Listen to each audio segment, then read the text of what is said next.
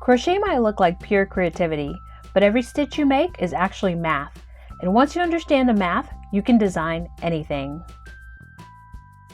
Most crochet shapes begin the same way, with a small foundation. For amigurumi, that usually means a magic ring. We start with 6 stitches. This number becomes our guide. In round 2, we increase in every stitch. 6 stitches become 12. This is crochet multiplication. When we place 2 stitches into each one, the circle grows evenly. Now we follow a pattern. 1 single crochet, then an increase.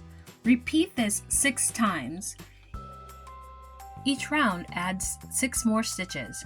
That's the pattern.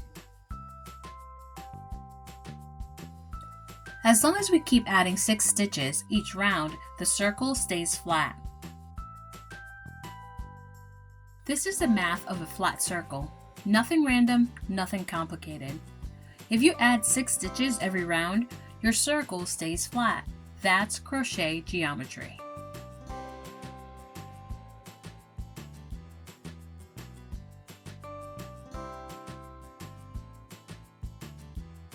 When you stop increasing, your work stops growing outward and starts growing upward. This is how flat circles turn into bowls.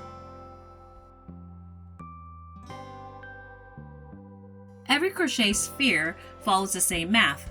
Increase to expand, work straight to build height, then decrease to close the shape.